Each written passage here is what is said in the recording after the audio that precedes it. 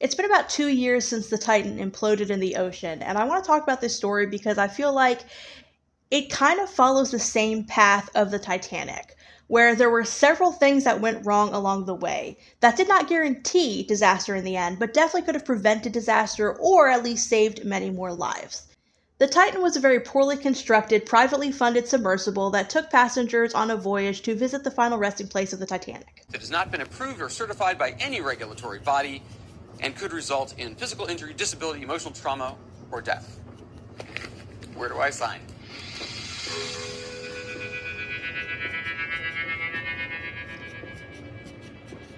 We only have one button, that's it. It should be like an elevator. I couldn't help noticing how many pieces of this sub seemed improvised. We can use these off-the-shelf components. I got these from Camper World. We run the whole thing with this game controller. For me personally, that screams you guys are not following safety standards. It really does. But regardless, as far as the wreckage of the Titanic is concerned, I genuinely do not understand the obsession there. It's a very interesting story, it's a horrific thing to think about or imagine, and I understand all of that. But the wreckage, this has been explored ad nauseum for a century by multiple countries in multiple expeditions. You can see all kinds of video of the Titanic wreckage if you want to go see that. There are plenty of museums that have all kinds of artifacts pulled directly from the Titanic if you want to go see that. There are all kinds of documentaries you can watch about the passengers of the Titanic if you want to learn about the people who went through this horrible experience and those who did not survive this horrible experience. Now, this is not me blaming victims. I genuinely just am trying to wrap my head around this idea that you are some great explorer if you go and explore something that's been explored by everybody already. I guarantee you, if you successfully went on a submersible to tour the Titanic footage, you are not going to come back with some big, bold reveal about the Titanic that no one else knew. So for those who defend this voyage, that's kind of the mentality they came from. You know, it's about exploration. And it's like, this is something that's already been explored, though. So I really don't understand that draw. Let me ask you about these tours. Walk us through sort of the mechanics, how they're going to work. Yes, so sort of don't like the term tours. It's really about exploration. It's an expedition to survey the wreck. Because at the end of the day, you are not exploring the unknown. You are exploring the most well-studied, well-documented accident in world history. This has been studied in extreme detail. But unfortunately, this kind of obsession becomes so extreme that people are willing to literally risk their lives to go look at this wreckage. So contact was lost with Titan about 2 hours into the trip in September of 2023. The story and the rescue mission immediately garnered international attention. The main reason the story went viral so quickly initially was because people were under the impression that that these 5 passengers were basically floating in the dark, completely helpless, essentially waiting to run out of air. And that is a horrible thought. That is a horrible thought. There was a massive multinational rescue effort to try to get to them in time before their air ran out. It involved equipment and teams from 5 different countries. Now, that is not the biggest thing that stands out to me, but it's truly amazing that sometimes countries can come together over disasters, right? But this involved 5 people. This is a lot of people coming together to save these individuals. I really think that the fact that this many people got together to try to do this and effectively carried out these rescue missions. They weren't successful, of course, but we learned later that there was no rescue mission that would have been successful.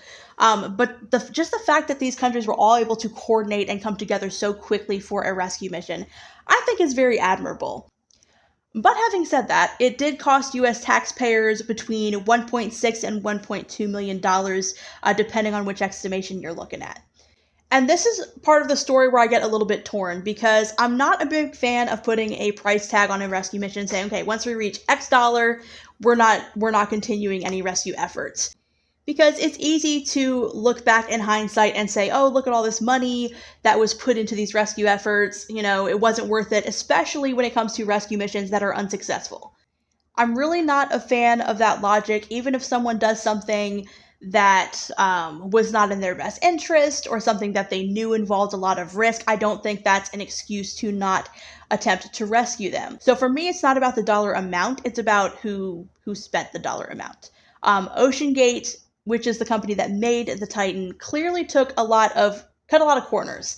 And made this an unsafe submersible and then put people on it knowingly. Why should the U.S. taxpayer have to foot the bill for that? I think it was General MacArthur said, "You're remembered for the rules you break."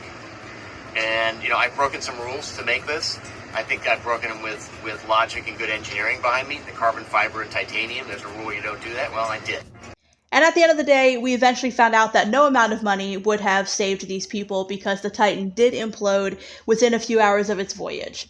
It's estimated that the passengers had about a 1-minute warning, which that part I've always kind of wondered about. Like, did they know that they weren't going to be able to continue moving the submersible, or did they know implosion was inevitable? I kind of wonder what information they actually had at the time. The most important thing to note about the implosion is that it imploded because the carbon fiber hull was not strong enough to withstand the water pressure at that level.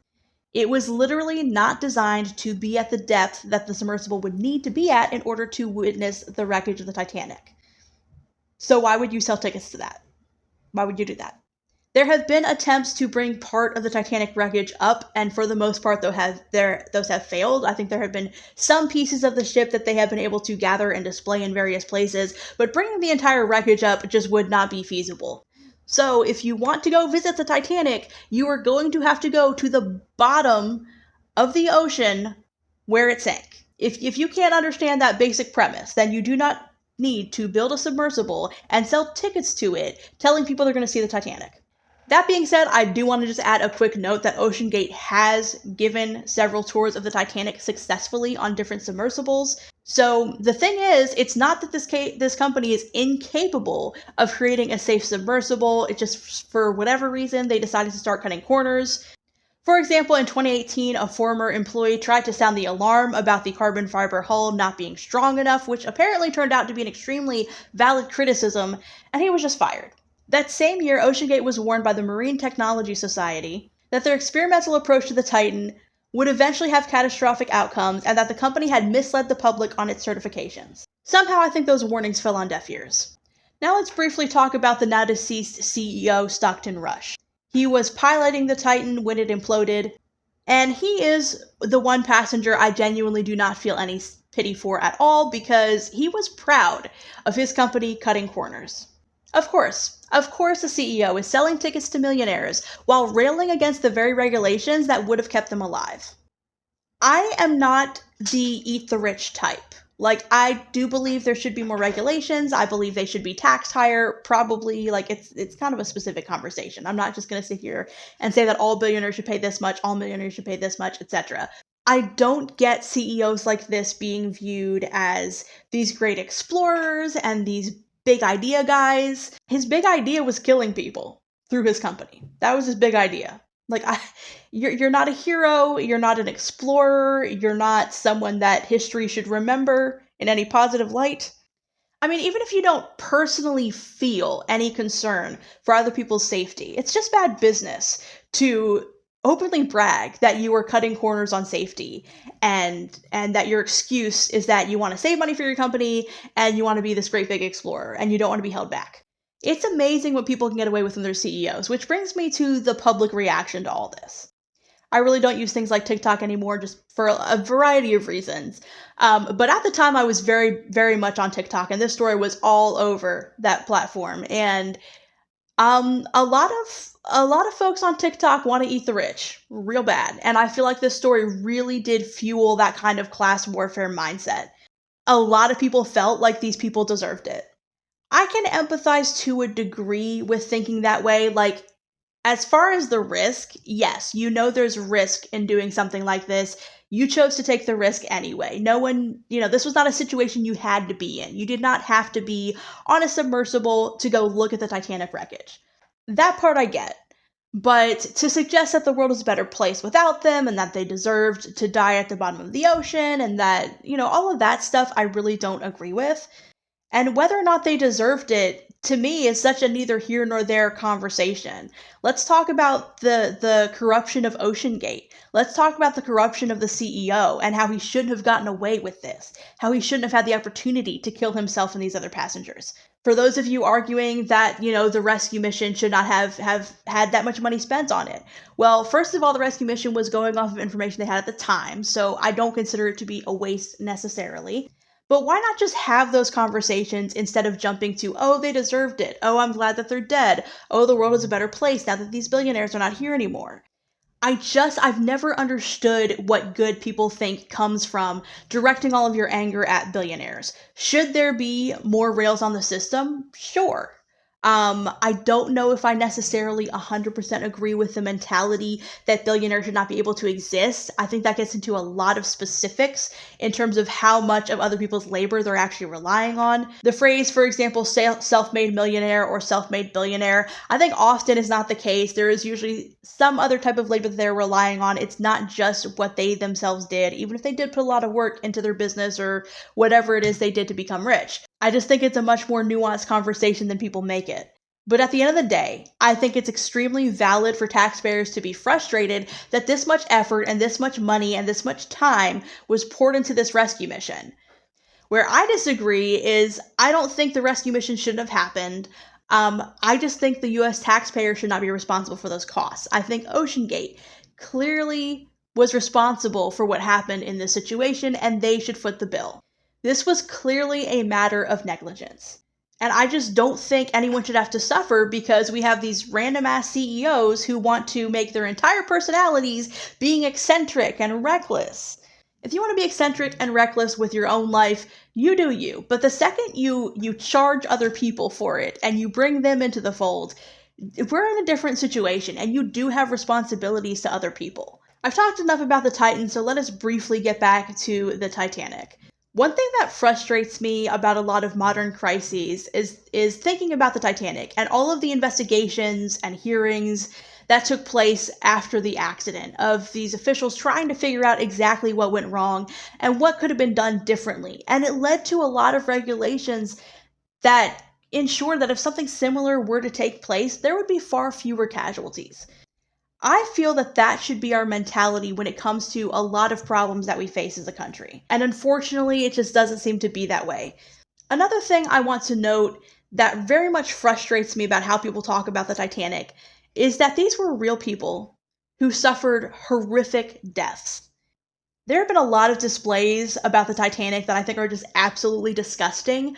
For example, there was a Titanic event that came through Atlanta not too long back. I'm not sure how long ago it was, but it basically showed the ship, in its upright position right before it sank, as most of us are familiar with, that did actually occur.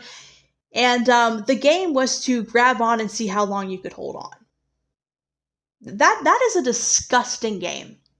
That is a disgusting game. Can I go to a school and lay down and pretend I'm trying to play dead for a school shooter? Would that be something cool and fun? I think when it comes to things like the Titanic, people think of it as something that was so long ago, so what does it matter? Don't get me wrong, it was a long time ago, I understand that, but I still think there should be a higher level of respect, especially to have your kids reenact the deaths of these people as part of a game. I don't think there's anything educational in that, which is the argument people are trying to make. You can learn everything there is to know about the Titanic without reenacting and making fun of people who fell into water and froze to death. It just seems really, really unnecessary.